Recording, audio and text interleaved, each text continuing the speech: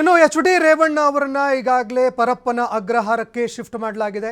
ಪರಪ್ಪನ ಅಗ್ರಹಾರಕ್ಕೂ ಕೂಡ ತಲುಪಿದ್ದಾರೆ. ಇದೀಗ ಅವರ ಆರೋಗ್ಯವನ್ನ ತಪಾಸಣೆ ಮಾಡಲಾಗುತ್ತೆ. ಆರೋಗ್ಯ ತಪಾಸಣೆ ಬಳಿಕ ಏನು ನಿರ್ಧಾರವನ್ನ ಮಾಡಬೇಕು, ಅವರನ್ನ ಆಸ್ಪತ್ರೆಗೆ ಶಿಫ್ಟ್ ಮಾಡಬೇಕಾ ಅಥವಾ ಜೈಲಿನಲ್ಲೇ ಕ್ವಾರಂಟೈನ್ ಮಾಡಿ ಚಿಕಿತ್ಸೆಯನ್ನ ನೀಡಬೇಕಾ ಅನ್ನುವಂತಹ ವಿಷಯಕ್ಕೆ ಸಂಬಂಧಪಟ್ಟಂತೆ ಎಲ್ಲವೂ ಕೂಡ ನಿರ್ಧಾರವಾಗುತ್ತೆ. ಅದರ ಜೊತೆಗೆ ವಿಚಾರಣಾಧೀನ ಕೈದಿಯ ಸಂಖ್ಯೆಯನ್ನ ಕೂಡ ಅವರಿಗೆ ನೀಡಲಾಗುತ್ತೆ. ಇನ್ನು ಬೇಲ್ನ ವಿಷಯಕ್ಕೆ ಸಂಬಂಧಪಟ್ಟಂತೆ ನಾವು ನೋಡಿದಾಗ ನಾಳೆ ಅವರ ಬೇಲ್ನ ವಿಚಾರಣೆ ಆಗುವಂತಹ ಸಾಧ್ಯತೆ ಇದೆ. ಹೀಗಾಗಿ ಅವರಿಗೆ ಬೇಲ್ ಸಿಗುತ್ತಾ ಇಲ್ವಾ ಅನ್ನುವಂಥದ್ದನ್ನು ನಾಳೆಯವರೆಗೆ ಕಾದು ನೋಡಬೇಕಾಗತ್ತೆ. ಒಂದು ವೇಳೆ ನಾಳೆ ಏನಾದರೂ ಸಿಗದೆ ಇದ್ದರೆ ಆ ಸಂದರ್ಭದಲ್ಲಿ ಹೈಕೋರ್ಟ್ಗೆ ಹೋಗುವಂತಹ ಸಾಧ್ಯತೆ ಕೂಡ ಇರುತ್ತೆ. ಹೈಕೋರ್ಟ್ಗೆ ಹೋದಂತಹ ಸಂದರ್ಭದಲ್ಲೂ ಕೂಡ ಒಂದು ಸಮಯಾವಕಾಶ ಬಹಳಷ್ಟು ಸಮಯ ಕೂಡ ಹಿಡಿಯುತ್ತೆ. ಯಾಕಂದರೆ ಅಲ್ಲಿ SIT ಅಧಿಕಾರಿಗಳೇನಿದ್ದಾರೆ ಅವರಿಗೂ ಕೂಡ ಆಬ್ಜೆಕ್ಷನ್ ಸಲ್ಲಿಕೆ ಮಾಡೋದಕ್ಕೆ ಅಂತ ಕಾಲಾವಕಾಶವನ್ನು ನೀಡಲಾಗುತ್ತೆ. ಯಾವ ಕಾರಣಕ್ಕೋಸ್ಕರ ಇವರಿಗೆ ಬೇಲ್ ಕೊಡಬಾರ್ದು ಅನ್ನುವಂತಹ ವಿಷಯಕ್ಕೆ ಸಂಬಂಧಪಟ್ಟಂತೆ SIT ಅವರಿಗೂ ಕೂಡ ಇದಕ್ಕೆ ಸಂಬಂಧಪಟ್ಟಂತೆ ಉತ್ತರವನ್ನು ಕೇಳಲಾಗುತ್ತೆ. SIT ಅಧಿಕಾರಿಗಳು ಯಾವ ರೀತಿಯಾಗಿ ಇದಕ್ಕೆ ಆಬ್ಜೆಕ್ಷನ್ ಸಲ್ಲಿಸ್ತಾರೆ, ಏನೆಲ್ಲ ವಿಷಯಗಳನ್ನು ಪ್ರಸ್ತಾಪ ಮಾಡ್ತಾರೆ ಅನ್ನುವಂಥದ್ದನ್ನು ಕೂಡ ಕಾದು ನೋಡಬೇಕಾಗುತ್ತೆ.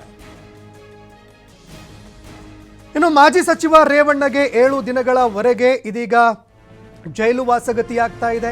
ಜಿಲ್ಲೆಯ JDS ಬಳಗದಲ್ಲಿ ಇದೀಗ ನೀರವ ಮೌನ. JDS ಕಾರ್ಯಕರ್ತರು ಹಾಗೂ ರೇವಣ್ಣ ಅಭಿಮಾನಿಗಳು ಸಂಪೂರ್ಣವಾಗಿ ಮೌನಕ್ಕೆ ಜಾರಿದ್ದಾರೆ. JDS ಜಿಲ್ಲಾ ಘಟಕದ ಕಡೆ ಅಭಿಮಾನಿಗಳು ಬರದೆ ಬೀಕುವಂತ ಇದೆ. ಇನ್ನು ಕಿಡ್ನ್ಯಾಪ್ ಪ್ರಕರಣದಲ್ಲಿ ಮಾಜಿ ಸಚಿವ ರೇವಣ್ಣ ಜೈಲು ಪಾಲಾಗಿದ್ದಾರೆ. ಮಾಜಿ ಸಚಿವ ರೇವಣ್ಣಗೆ 7 ದಿನಗಳ ಕಾಲ ಜೈಲು ವಾಸವೇ ಗತಿಯಾಗ್ತಾ ಇದೆ.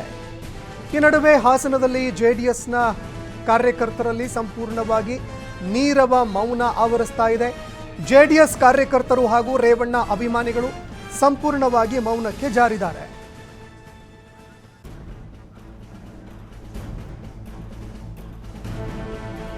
ಈ ಬಗ್ಗೆ ಮತ್ತಷ್ಟು ಮಾಹಿತಿ ಕೊಡ್ತಾ ಹೋಗ್ತಾರೆ ಪ್ರತಿನಿಧಿ ಪ್ರಕಾಶ್. ನೇರ ಸಂಪರ್ಕದಲ್ಲಿ ಜಾಯ್ನ್ ಆಗಿದ್ದಾರೆ. ಪ್ರಕಾಶ್, ಪ್ರಮುಖವಾಗಿ 7 ದಿನಗಳವರೆಗೆ ಜೈಲು ಪಾಲಾದ ಬಳಿಕ ಒಂದು ರೀತಿಯಾಗಿ ಅವರ ಅಭಿಮಾನಿಗಳೇನಿದ್ದಾರೆ, ಪಕ್ಷದ ಕಾರ್ಯಕರ್ತರೇನಿದ್ದಾರೆ, ಅವರಲ್ಲಿ ಸಂಪೂರ್ಣವಾಗಿ ಮೌನ ಕಾಣಲಿಕ್ಕೆ ಸಿಗ್ತಾ ಇದೆ. ಸ್ಥಿತಿಗತಿ ಯಾವ ರೀತಿಯಾಗಿದೆ, ಹಾಸನದ ಜನತೆ ಇದಕ್ಕೆ ಯಾವ ರೀತಿಯಾಗಿ ಪ್ರತಿಕ್ರಿಯೆ ಕೊಡ್ತಾ ಇದ್ದಾರೆ, ಅವರಲ್ಲಿ ಯಾವ ರೀತಿಯಾಗಿ ಈ ವಿಷಯ ಚರ್ಚೆ ಆಗ್ತಾ ಇದೆ ಅಂತ?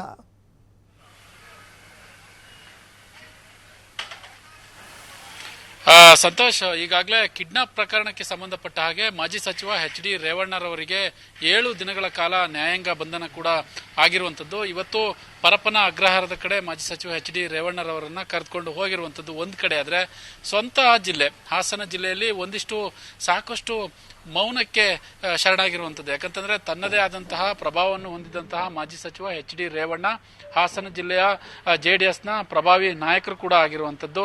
ಜೊತೆಗೆ ಇಲ್ಲಿ ರೇವಣ್ಣ ಹೇಳಿದ್ದೆ ಕೂಡ ಫೈನಲ್, ಅಂದ್ರೆ ಅವರ ಪಕ್ಷದಲ್ಲಿ ರೇವಣ್ಣ ಏನ್ ಹೇಳ್ತಾರೆ ಅದೇ ಕೂಡ ನಡೀತಾ ಇತ್ತು. ಇಂತಹ ಸಂದರ್ಭದಲ್ಲಿ ಅವರ ಕಾರ್ಯಕರ್ತರಿಗೆ ಸಾಕಷ್ಟು ಒಂದು ರೀತಿಯ ಎಲ್ಲೋ ಒಂದ್ ಕಡೆ ನೋವಾಗಿರ್ತಕ್ಕಂಥದ್ದು. ಜೊತೆಗೆ ಎಲ್ಲೋ ಒಂದ್ ಕಡೆ ಈಗ ಯಾವಾಗ ಕಿಡ್ನಾಪ್ ಪ್ರಕರಣದಲ್ಲಿ ರೇವಣ್ಣರವರನ್ನ ಅರೆಸ್ಟ್ ಮಾಡ್ತಾರೆ, ಅರೆಸ್ಟ್ ಮಾಡಿದ ದಿನದಿಂದಲೂ ಕೂಡ ಹಾಸನದಲ್ಲಿ ಮಾಜಿ ಸಚಿವ ಎಚ್.ಡಿ. ರೇವಣ್ಣರವರ ಪರವಾಗಿ ಒಂದಿಷ್ಟು ಎಲ್ಲೋ ಒಂದ್ ಕಡೆ ಅವರ ಕಾರ್ಯಕರ್ತರಲ್ಲಿ ಸಾಕಷ್ಟು ನೀರವ ಮೌನ ಕೂಡ ಆಗಿತ್ತು. ಯಾಕಂತಂದ್ರೆ ಈ ಜಿಲ್ಲೆಗೆ JDS ಒಂದು ರೀತಿ ಕಟ್ಟಿ ಬೆಳೆಸೋದಕ್ಕೆ ಪ್ರಮುಖವಾಗಿ ಎಚ್.ಡಿ. ರೇವಣ್ಣ ಕೂಡ ಪಾತ್ರ ಬಹಳ ದೊಡ್ಡದು. ಹಾಗಾಗಿ ಇಂತಹ ಸಂದರ್ಭದಲ್ಲಿ ಯಾವಾಗ ತಮ್ಮ ನಾಯಕರು ಈ ರೀತಿಯಾದಂತಹ ಅದರಲ್ಲೂ ಜೈಲಿಗೆ ಹೋಗ್ತಾ ಇದ್ದಾರೆ ಅಂತಂದ್ರೆ ಅವರಿಗೆ ಅಂದ್ರೆ ಅವರಿಗೆ ಒಂದು ಎಲ್ಲೋ ಒಂದ್ ಕಡೆ ಎಲ್ಲೂ ಕೂಡ ಹೇಳಿಕೊಳ್ಳಲಾಗದಂತಹ ಪರಿಸ್ಥಿತಿಗೆ ಬಂದಿರುವಂತದ್ದು. ಜೊತೆಗೆ JDSನ ಜಿಲ್ಲಾ ಘಟಕ ಏನಿದೆ, ಜಿಲ್ಲಾ ಘಟಕದಲ್ಲೂ ಕೂಡ ಸಾಕಷ್ಟು ಮೌನ ಆವರಿಸಿಕೊಂಡಿರುವಂತದ್ದು. ಈಗಾಗಲೇ ಹಾಸನ ಜಿಲ್ಲೆಯಲ್ಲಿ 4 ಜನ JDSನ ಶಾಸಕರು ಇರುವಂತದ್ದು. ಅದರಲ್ಲೂ ಹೊಳೆನರಸೀಪುರ ಶಾಸಕ ರೇವಣ್ಣ ಸೇರಿದಂತೆ 4 ಜನ ಶಾಸಕರು ಇರುವಂತದ್ದು. ಎಲ್ಲೋ ಒಂದ್ ಕಡೆ ಇದು JDSಗೆ ಒಂದು ರೀತಿ ಬಿಗ್ ಶಾಕ್ ಅಂತಲೇ ಕೂಡ ಹೇಳ್ಬೋದು. ರೇವಣ್ಣರವರ ಅಭಿಮಾನಿಗಳಲ್ಲೂ ಒಂದು ರೀತಿ ಅವರಿಗೆ ಶಾಕ್ ಎದುರಾಗಿರುವಂತದ್ದು. ಜೊತೆಗೆ ಏನು ಮಾತನಾಡಬೇಕು ಅನ್ನುವ ಅವರಿಗೆ ಯಾವುದೂ ಕೂಡ ತಿಳಿಲಾಗ್ತಾ ಇಲ್ಲ ಅನ್ನುವ ಮಾಹಿತಿ ಈಗ TV5ಗೆ ಲಭ್ಯವಾಗಿರ್ತಕ್ಕಂಥದ್ದು. ಒಟ್ಟಾರೆ ಹಾಸನ ಜಿಲ್ಲೆಯಲ್ಲಿ ತನ್ನದೇ ಆದಂತಹ ಪ್ರಭಾವವನ್ನು ಇಟ್ಟುಕೊಂಡಿದ್ದಂತಹ ಧನ್ಯವಾದಗಳು ಪ್ರಕಾಶ್ ನಿಮ್ಮೆಲ್ಲ ಮಾಹಿತಿಗೆ.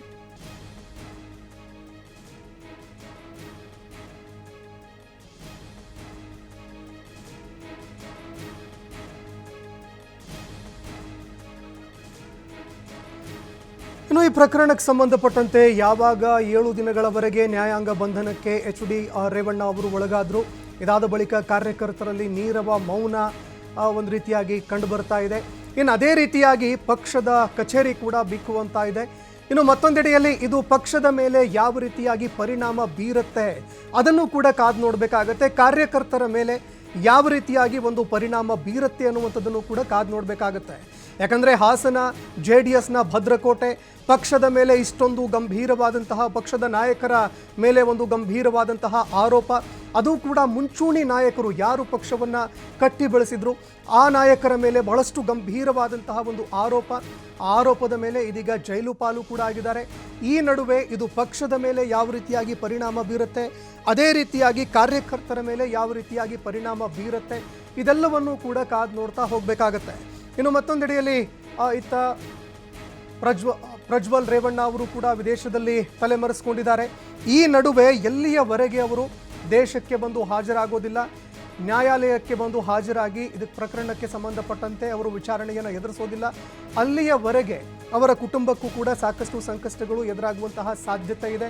ಇನ್ನು ಪ್ರಕರಣ ಎಷ್ಟೆಲ್ಲ ಡಿಲೇ ಆಗ್ತಾ ಹೋಗ್ತಾ ಇದೆ, ಎಷ್ಟು ಪ್ರಜ್ವಲ್ ರೇವಣ್ಣ ಅವರ ಬಂಧನ ಡಿಲೇ ಆಗ್ತಾ ಹೋಗ್ತಾ ಇದೆ, ಅಷ್ಟೇ ಸಮಸ್ಯೆಗಳು ಜಾಸ್ತಿ ಆಗ್ತಾ ಹೋಗ್ತಾ ಇದೆ. ಇದೀಗ 7 ದಿನಗಳವರೆಗೆ ಅವರ ತಂದೆ, ಅದೇ ರೀತಿಯಾಗಿ ಶಾಸಕರು ಆಗಿರುವಂತಹ ಎಚ್.ಡಿ. ರೇವಣ್ಣ ಜೈಲು ಪಾಲಾಗಿದ್ದಾರೆ. ಇನ್ನು ಅದೇ ರೀತಿಯಾಗಿ ಪ್ರಮುಖವಾಗಿ ಅವರ ಅಭಿಮಾನಿಗಳಲ್ಲಿ ಇದೀಗ ಸಂಪೂರ್ಣವಾಗಿ ಒಂದು ನೀರವ ಮೌನ ಕಾಣಲಿಕ್ಕೆ ಸಿಗ್ತಾ ಇದೆ. ಇನ್ನು ಅದೇ ರೀತಿಯಾಗಿ ತಮ್ಮ ನಾಯಕರು ಅರೆಸ್ಟ್ ಆಗಿದ್ದು ಇದೀಗ ಪಕ್ಷದ ಮೇಲೆ ಯಾವ ರೀತಿಯಾಗಿ ಪರಿಣಾಮ ಬೀರುತ್ತೆ, ಇದರ ಪರಿಣಾಮ ಯಾವ ರೀತಿಯಾಗಿ ಇರುತ್ತೆ ಅನ್ನುವಂಥದ್ದನ್ನು ಕೂಡ ಕಾದು ನೋಡಬೇಕಾಗತ್ತೆ. ಇನ್ನು ಅದೇ ರೀತಿಯಾಗಿ ಕಾರ್ಯಕರ್ತರ ಒಂದು ಮುಂದಿನ ನಡೆ ಏನಾಗುತ್ತೆ ಅನ್ನುವಂಥದ್ದನ್ನು ಕೂಡ ಕಾದು ನೋಡಬೇಕಾಗತ್ತೆ. ಇನ್ನು ಪ್ರಮುಖವಾಗಿ ಇದೀಗ ನಾವು ನೋಡಿದ್ದೇ ಆದರೆ ಇದೀಗ ವಿಚಾರಣಾಧೀನ ಕೈದಿಯಾಗಿ ಪರಪ್ಪನ ಅಗ್ರಹಾರಕ್ಕೆ ಎಚ್.ಡಿ. ರೇವಣ್ಣ ಅವರು ಸೇರಿದ್ದಾರೆ. ನಾಳೆ ಅವರು ಬೇಲ್ಗಾಗಿ ಅರ್ಜಿಯನ್ನು ಸಲ್ಲಿಕೆ ಮಾಡುವಂತಹ ಸಾಧ್ಯತೆ ಇದೆ. ಒಂದು ವೇಳೆ ಇದು ಏನಾದರೂ ಕೆಳ ನ್ಯಾಯಾಲಯದಲ್ಲಿ ತಿರಸ್ಕೃತ ಆಗಿದ್ದೇ ಆದರೆ ಆ ಸಂದರ್ಭದಲ್ಲಿ ಅವರು ಹೈಕೋರ್ಟ್ಗೆ ಹೋಗುವಂತಹ ಸಾಧ್ಯತೆ ಕೂಡ ಇದೆ. ಇನ್ನು ಪ್ರಮುಖವಾಗಿ ಈಗಾಗಲೇ ನಾವು ನೋಡಿದ್ದೇ ಆದರೆ SIT ಕೂಡ ಬಹಳಷ್ಟು ಆಕ್ಷೇಪಣೆಯನ್ನು ಸಲ್ಲಿಸ್ತಾ ಬರ್ತಾ ಇದೆ. ಯಾಕಂದರೆ ನ್ಯಾಯಮೂರ್ತಿಗಳು ಕೂಡ ಇದಕ್ಕೆ ಸಂಬಂಧಪಟ್ಟಂತೆ ರವೀಂದ್ರ ಕಟ್ಟಿಮನಿ ನ್ಯಾಯಮೂರ್ತಿಗಳು ಇದರಲ್ಲಿ ಏನೋ ಒಂದು ನೋಡಿದಾಗಲೇ 7 ದಿನಗಳವರೆಗೆ ನ್ಯಾಯಾಂಗ ಬಂಧನಕ್ಕೆ ಅವರನ್ನು ಒಪ್ಪಿಸಿ ಆದೇಶವನ್ನು ಹೊರಡಿಸಿದ್ದಾರೆ. ಹೀಗಾಗಿ ಆ ಪ್ರಕರಣದಲ್ಲಿ ಏನಾದರೂ ಒಂದು ಇದ್ದಾಗ, ಏನಾದರೂ ಒಂದು ಸಾಕ್ಷ್ಯಾಧಾರಗಳನ್ನು ಇಟ್ಟಾಗ, ಅಥವಾ ಪ್ರಕರಣದ ತನಿಖೆ ಯಾವ ರೀತಿಯಾಗಿ ನಡೀತಾ ಇದೆ, ಏನೆಲ್ಲ ವಿಷಯಗಳು ಹೊರಗಡೆ ಬರ್ತಾ ಇದೆ, ಇದೆಲ್ಲವನ್ನ ನ್ಯಾಯಾಲಯದ ಮುಂದೆ ಇಟ್ಟಾಗ ಹೌದು ಇದರಲ್ಲಿ ಏನೋ ಒಂದು ಅಪರಾಧ ನಡೆದಿರುವಂತಹ ಸಾಧ್ಯತೆ ಇದೆ, ಬಹುದೊಡ್ಡದಾಗಿರುವಂತಹ ಒಂದು ಪ್ರಕರಣ ಇದು ಅಂತ ಒಂದು ಪರಿಗಣಿಸಿದ ಬಳಿಕ 7 ದಿನಗಳವರೆಗೆ ನ್ಯಾಯಾಂಗ ಬಂಧನಕ್ಕೆ ಅವ್ರನ್ನ ಒಪ್ಪಿಸುವಂತಹ ಕೆಲಸ ಆಗಿದೆ. ಹೀಗಾಗಿ ನಾಳೆ ಅವರು ಬೇಲ್ಗಾಗಿ ಅರ್ಜಿಯನ್ನು ಸಲ್ಲಿಸಿದ ಬಳಿಕ ಅದು ಕೂಡ ವಿಚಾರಣೆಗೆ ಬರುತ್ತೆ. ವಿಚಾರಣೆಗೆ ಬಂದಂತಹ ಸಂದರ್ಭದಲ್ಲಿ ನ್ಯಾಯಮೂರ್ತಿಗಳು ಅದನ್ನು SITಗೂ ಕೂಡ ಉತ್ತರವನ್ನು ತೆಗೆದುಕೊಳ್ಳೋದಕ್ಕೆ ಅಂತ ಅವರಿಗೂ ಕೂಡ ಹೇಳ್ತಾರೆ.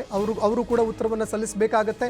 ಆಗ ಆಕ್ಷೇಪಣೆಯನ್ನು ಸಲ್ಲಿಸುವಂತಹ ಸಾಧ್ಯತೆ ಕೂಡ ದಟ್ಟವಾಗಿ ಕಾಣ್ತಾ ಇದೆ. ಹೀಗಾಗಿ SIT ಒಂದು ವೇಳೆ ಏನಾದರೂ ಆಕ್ಷೇಪಣೆ ಸಲ್ಲಿಸಿದ್ದೇ ಆದರೆ ಆ ಸಂದರ್ಭದಲ್ಲಿ ಅವರಿಗೆ ಬೇಲ್ ಸಿಗುವಂಥದ್ದು ಬಹಳಷ್ಟು ಕಷ್ಟ ಅಂತ ಕೂಡ ಹೇಳಲಾಗ್ತಾ ಇದೆ. ಬೇಲ್ ಸಿಗುವಂತಹ ಚಾನ್ಸಸ್ಗಳು ಬಹಳಷ್ಟು ಕಡಿಮೆಯಾಗಿದೆ. ಯಾಕಂದರೆ ಆಕ್ಷೇಪಣೆ ಸಲ್ಲಿಸಿದಂತಹ ಸಂದರ್ಭದಲ್ಲಿ ಬೇಲ್ ಸಿಗುವಂಥದ್ದು ಬಹಳಷ್ಟು ಕಡಿಮೆ ಒಂದು ಚಾನ್ಸಸ್ಗಳಿದ್ದಾವೆ. ಇನ್ನು ಅದೇ ರೀತಿಯಾಗಿ ಸೆಕ್ಷನ್ 364 ಏನಿದೆ ಇದರ ಅಡಿಯಲ್ಲಿ ಇದು ನಾನ್ ಬೇಲೇಬಲ್ ಅಂತ ಕೂಡ ಹೇಳ್ತಾ ಇರೋದ್ರಿಂದಾಗಿ ಅವರಿಗೆ ಬೇಲ್ ಸಿಗುವಂಥದ್ದು ಕಷ್ಟ ಅಂತ ಹೇಳಲಾಗ್ತಾ ಇದೆ. ಇನ್ನು ಮತ್ತೊಂದೆಡೆಯಲ್ಲಿ ಅಲ್ಲಿಂದ ಹೈಕೋರ್ಟ್ಗೆ ಹೋಗೋದಕ್ಕೆ ಸ್ವಲ್ಪ ಸಮಯಾವಕಾಶ ಕೂಡ ಬೇಕಾಗುತ್ತೆ. ಮತ್ತೊಂದೆಡೆಯಲ್ಲಿ ಸಮ್ಮರ್ ವೆಕೇಷನ್ ಕೂಡ ಇದೆ. ಹೈಕೋರ್ಟ್ನ ಸಮ್ಮರ್ ವೆಕೇಷನ್ ಇರೋದ್ರಿಂದಾಗಿ ವಾರದಲ್ಲಿ 2 ಬಾರಿ ಮಾತ್ರವೇ ನ್ಯಾಯಾಲಯದಲ್ಲಿ ವಿಚಾರಣೆ ನಡೀತಾ ಇದೆ. ಹೀಗಾಗಿ ಆ ವಿಚಾರಣೆಗೆ ಸಮಯಾವಕಾಶ ಸಿಗಬೇಕು. ಅದೇ ರೀತಿಯಾಗಿ ಅಲ್ಲಿ ಸಮಯಾವಕಾಶ ಸಿಕ್ಕಂತಹ ಸಂದರ್ಭದಲ್ಲಿ ಇದು ವಿಚಾರಣೆಗೆ ಬರುತ್ತೆ. ಅಲ್ಲೂ ಕೂಡ SIT ಅಧಿಕಾರಿಗಳು ಆಕ್ಷೇಪಣೆಯನ್ನು ಸಲ್ಲಿಕೆ ಮಾಡ್ತಾರೆ. ಆ ಸಂದರ್ಭದಲ್ಲಿ ಅಂದರೆ ಹೈಕೋರ್ಟ್ನಲ್ಲಿ ಆಕ್ಷೇಪಣೆಯನ್ನು ಸಲ್ಲಿಸಿದ ಬಳಿಕ ಏನಾದರೂ ಬೇಲ್ ಸಿಕ್ಕಿದ್ದೇ ಆದರೆ ಅಲ್ಲಿಯವರೆಗೆ ಸಮಯಾವಕಾಶ ಸರಿಸುಮಾರು 10 ರಿಂದ 12 ದಿನಗಳು ತೆಗೆದುಕೊಳ್ಳಬಹುದು ಅನ್ನುವಂತಹ ಒಂದು ಅನುಮಾನವನ್ನು ವ್ಯಕ್ತಪಡಿಸಲಾಗ್ತಾ ಇದೆ.